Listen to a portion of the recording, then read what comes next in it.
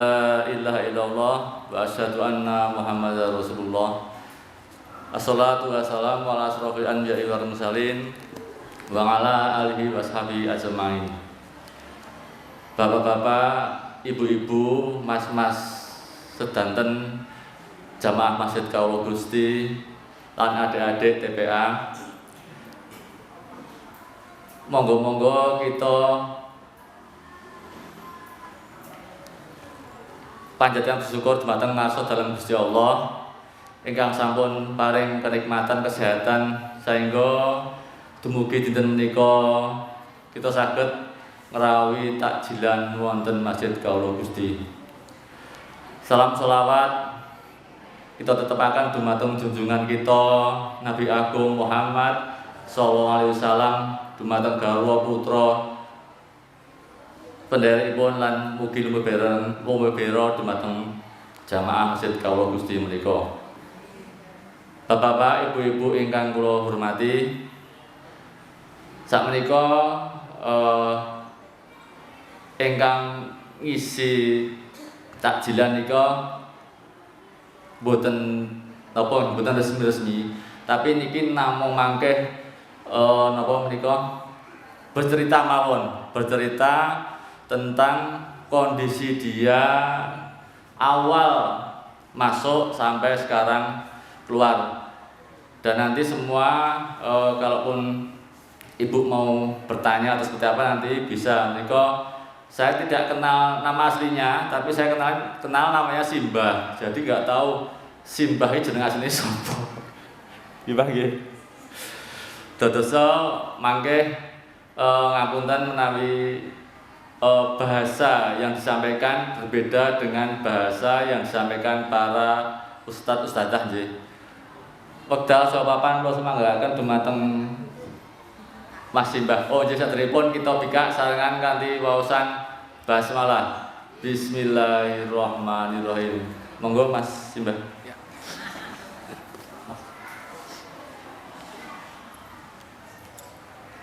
Bismillahirrahmanirrahim. Assalamualaikum warahmatullahi wabarakatuh. Saya sebelumnya minta maaf kalau saya tidak pakai bahasa Jawa karena tidak salah mengartikan. Di sini saya tidak. Saya ingin bercerita pengalaman hidup semenjak saya menjadi pengguna narkoba. Nama saya Singgi Sudarsono, tinggal di Baciro, pernah mengenyam pendidikan di salah satu universitas di Yogyakarta.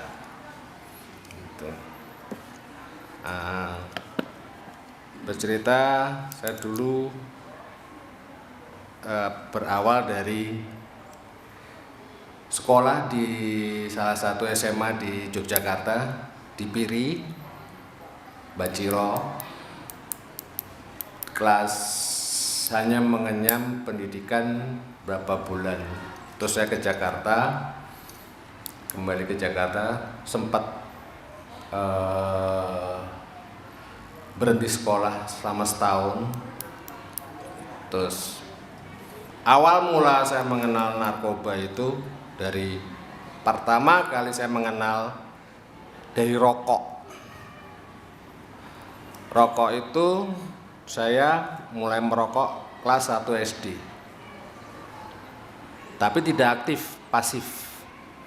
Mulai aktif merokok aktif itu setelah lulus kelas 6 SD.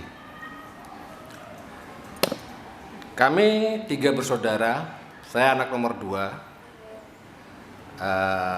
Karena kesibukan orang tua saya sendiri jarang diawasi sama orang tua. Karena kebebasan yang saya terima sangat-sangat banyak menyumbang waktu. Saya mulai mengenal narkoba itu di umur sekitar 16 tahunan. Awal mula hanya dari pil koplo. Kalau dulu zamannya pil BK. Kalau sekarang banyak istilah yang mengatakan pil sapi ataupun double L. Nah, awal mula dari itu saya sering ngepil, sering ngoplo, tapi tidak pernah buat onar. Gitu. Semenjak saya ngoplo, itu pun tidak hanya kontinu, maksudnya tidak selalu saya akan ngoplo, gitu, ngepil lah bahasanya. Terus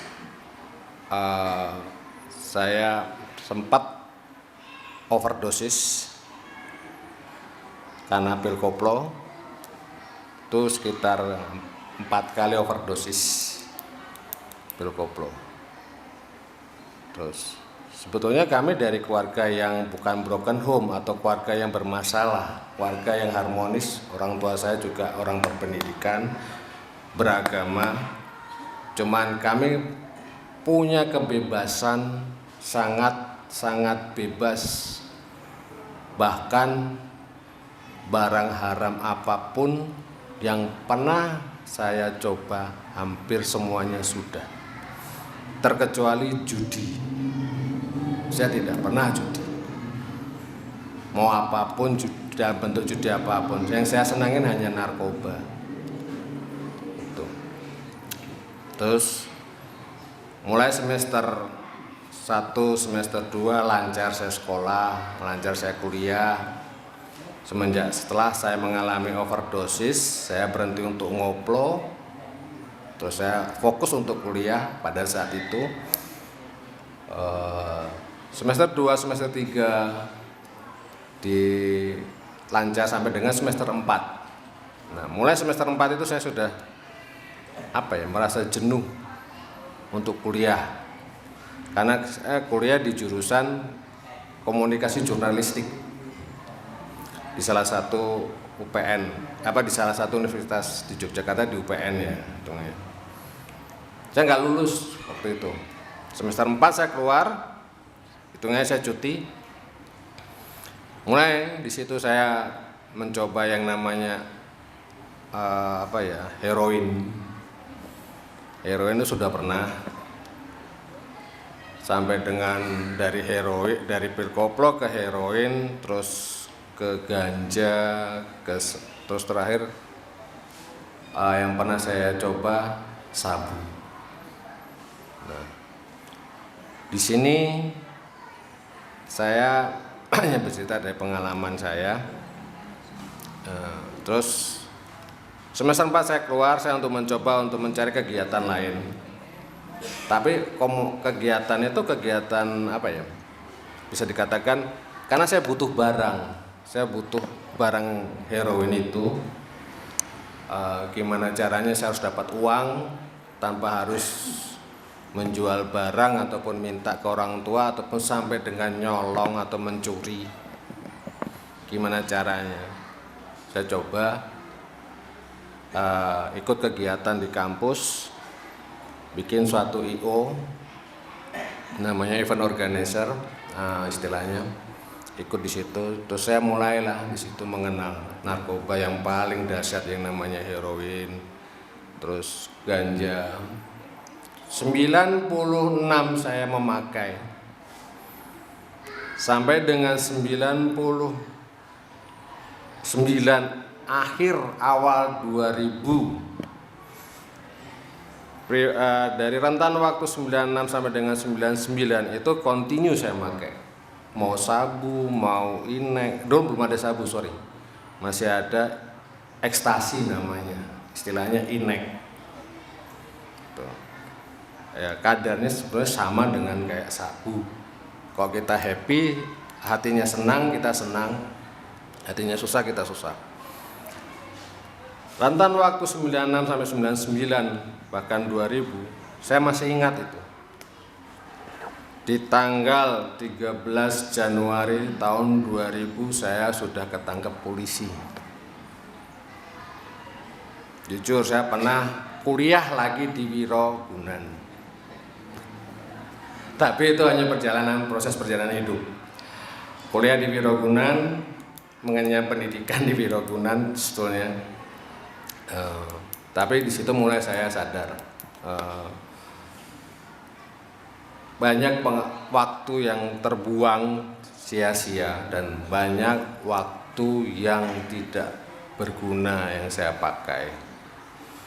Dan saya ketangkap pada saat itu di jam 3 sore, tepatnya di pertigaan Sentul, dan itu pun sudah hitungannya apa ya, dulu saya tuh 96 sampai dengan 99 itu sudah ibaratnya target operasinya dari Mabes Polri Jakarta. Kategorinya masuknya ke bandar narkoba, karena memang hubungannya saya ke orang-orang Nigeria pada saat itu, di tahun itu.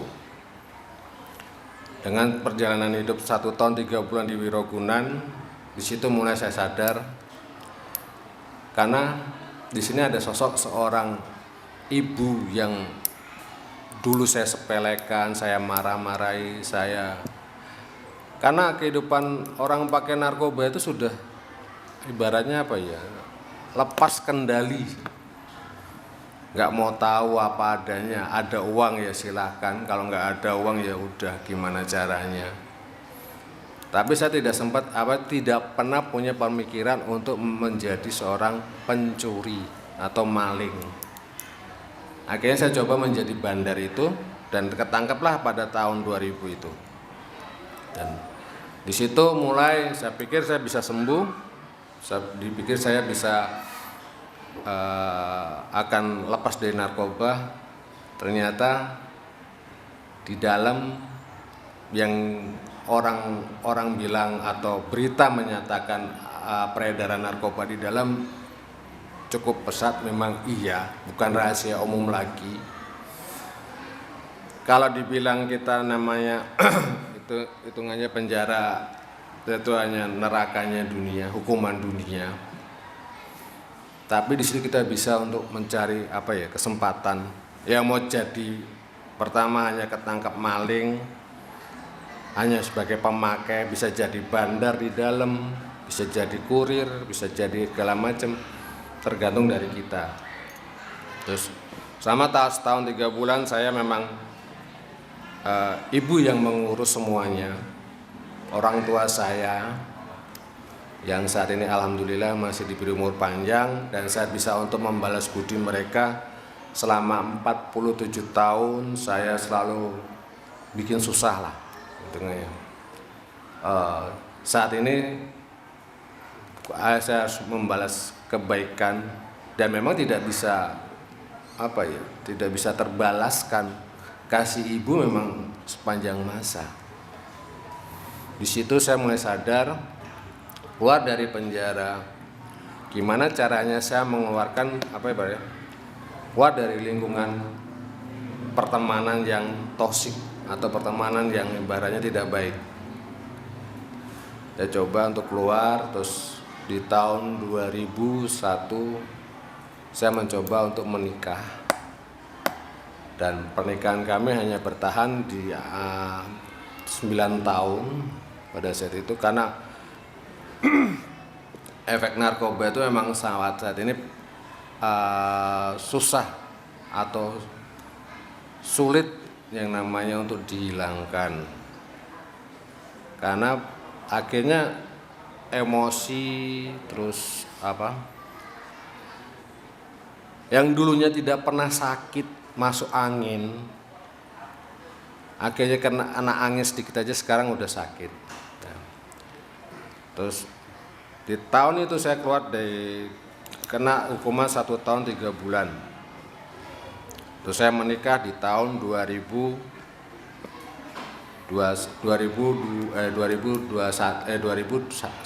saya menikah. 2002 lah. 2002 saya menikah. 9 tahun saya akhirnya pisah. Sepele pisahnya. Karena saya efek narkoba itu sangat pesat. Pengobatannya juga makan biaya. Jujur, kalau tidak keluar dari itu memang metode apapun sampai saat ini, karena Yang saya pakai tidak hanya satu, ibaratnya tidak satu merek, tapi berbagai merek yang saya pakai narkoba. Jadi sudah mencampur menjadi darah daging. Jadi tingkat emosionalnya juga tinggi. Terus badan linu-linu tuh udah jelas. Apalagi yang jelas gampang tersinggung, gampang sensi lah bahasanya saat ini tuh. Terus saya mencoba untuk waktu itu saya pisah, saya terus mencoba untuk merenungkan diri di apa yang saya lakukan selama ini. Terus alhamdulillah di 2010 saya menikah lagi, dan di situ saya diberi kesempatan datang ke rumah Allah untuk menunaikan ibadah umroh dan haji. Cuman nuwun sewu, penampilan saya masih begini, saya tidak mau gimana-gimana, tapi apa adanya saya aja lah. Saya nggak mau merubah penampilan, tidak mau merubah yang nuwun sewu yang harus dari baik atau menjadi pakaian apa, saya enggak. Saya tetap apa yang menjadi diri saya sendiri pribadi. 2010 saya menikah kembali. 2011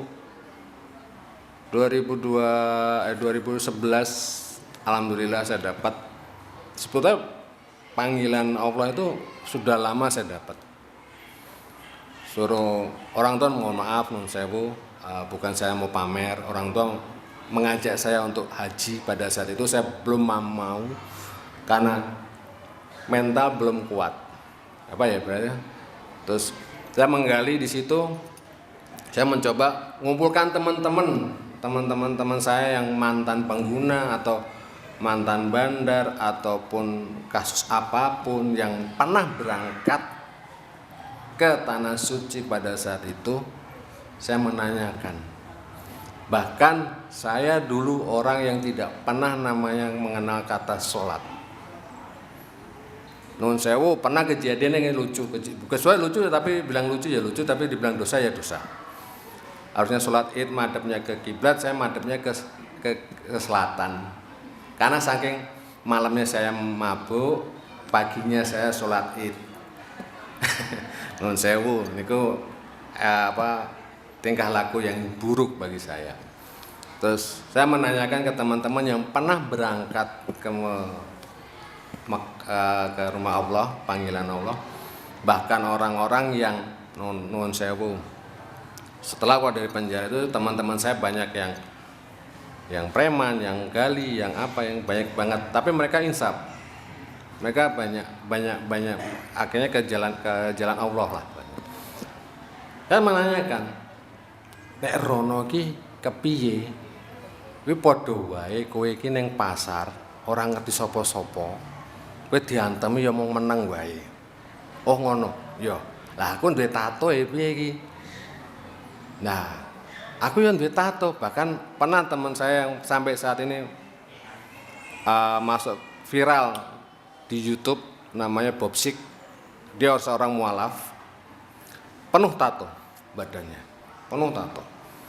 Dia ingin berangkat ke tanah suci. Pada saat itu Biro Travel tidak memberi izin, tapi ada yang menanggungnya. Saya berteman dengan beliau. Dia seorang mualaf, saya berteman, saya menanyakan ke dia, Bob, kowe mangkat ning kono kepiye, Bob? Ya ora piye-piye, ning aku diseneni karo sapa? Karo wong-wong kono. Senene piye? Nganggo basa Arab. Lah terus kowe jawab piye? Ya ra iso jawab, aku menang wae. Terus ya tak jawab, aku mualaf. Oh ngono. Kuwi masalah tato itu, masalah tato. Saya yang paling takut itu. Ya, akhirnya nekat tuh berangkat sama dengan istri, berangkat pada situ mantan istri, berangkat ke mantan istri, terus sampai sana alhamdulillah lancar, di Madinah lancar, di Mekah. Nah ada kendala, hanya sepele kendalanya di situ. Saya pengen, kok setiap habis saya melaksanakan sholat fardu atau sholat sunat di masjid, itu selalu ada sholat jenazah setelah itu. Saya bingung. Iki kok sholat jenazah kok orang jenazah nanti yo.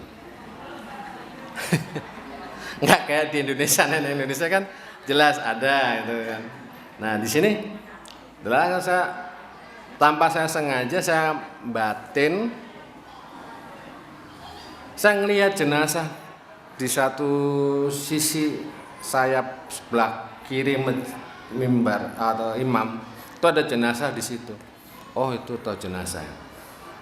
Saya mikir, untung saya masih diberi kesempatan untuk bertobat, diberi untuk datang ke rumah Allah, dan saya tidak bisa ngomong apa-apa pada saat itu. Saya hanya bisa kagum, Masya Allah, ini saya bisa ke sini, saya bisa lihat Ka'bah, saya bisa menangis di situ,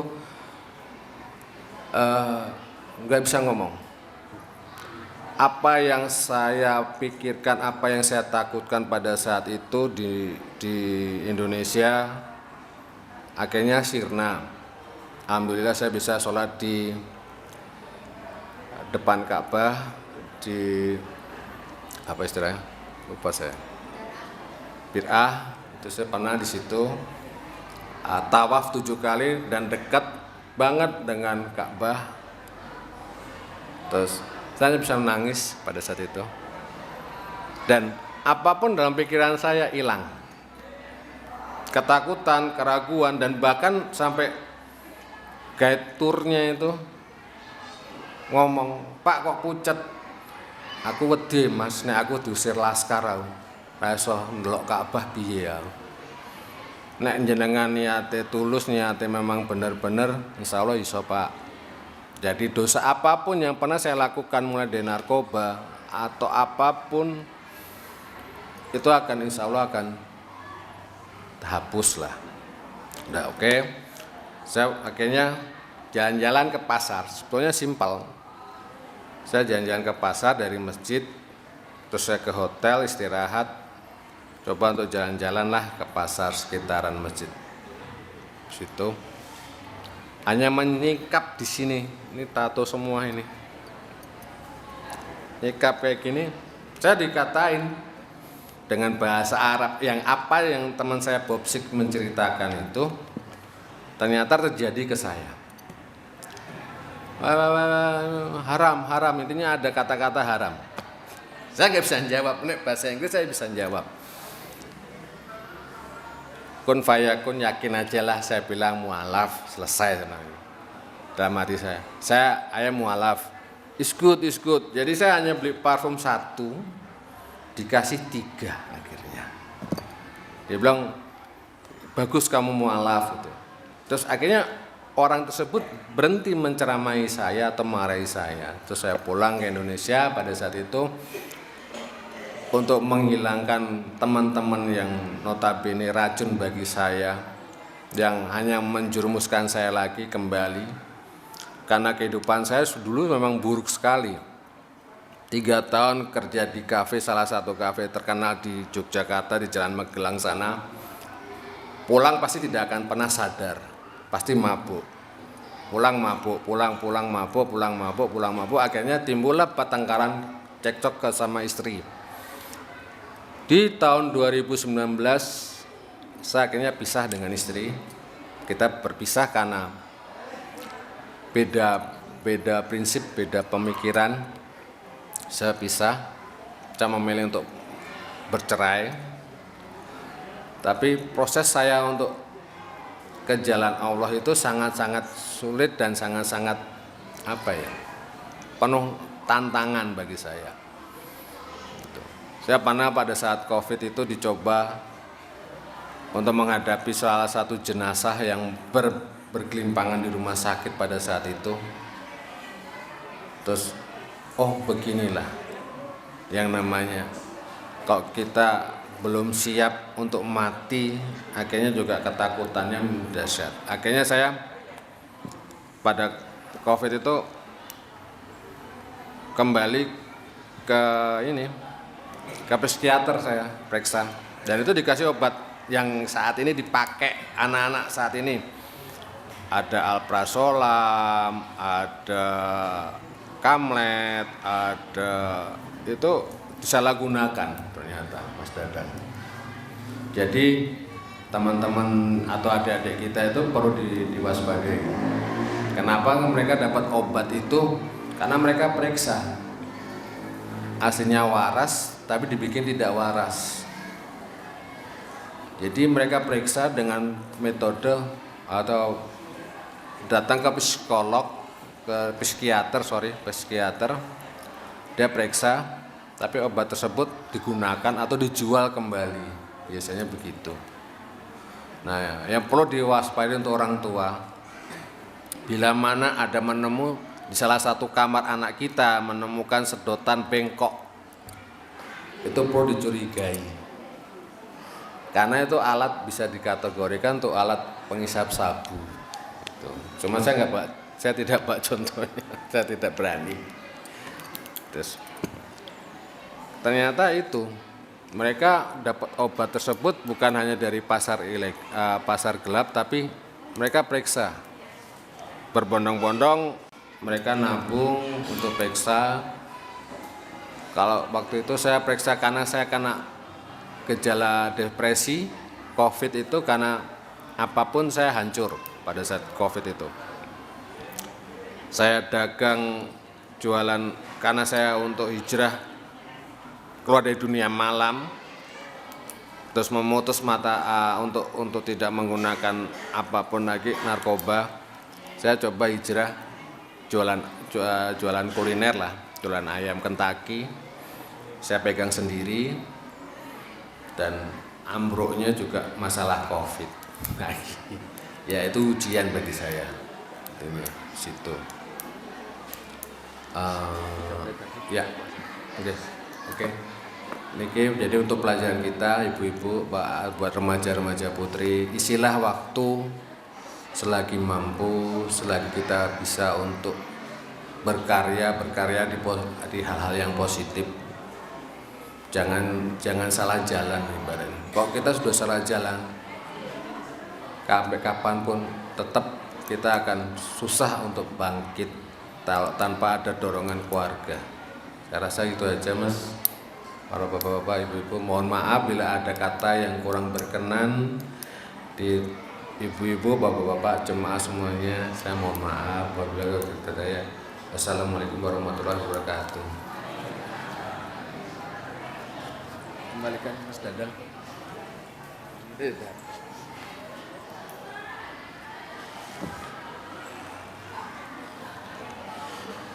Alhamdulillahirrahmanirrahim. Matur nuwun dumateng Mas Simbah. Mas Singgih. Sanes Singgih Darso. Darso. Oh, Singgih Darsono. Dhateng Mas Singgih Sudarsono ingkang sampun paring berbagi pengalaman. Mugi pengalaman ini bisa bermanfaat bagi kita semua dan beliau mendapatkan pahala yang berlimpah berkah barokah. Amin. Bapak-bapak, ibu-ibu, karena ini sudah mau mancing, monggo kita berdoa berbuka puasa. Tutup dulu. Oh ya. Sebelum berdoa buka puasa, kita tutup dengan bacaan hamdalah. Alhamdulillahirabbil alamin. Assalamualaikum warahmatullahi wabarakatuh. Oh. Bismillahirrahmanirrahim. Allahumma laka sumtu wa bika amantu wa ala rizqika aftartu bi rahmatika ya arhamar rahimin. Allahumma barik lana bima royaktana wa qina adzabannar.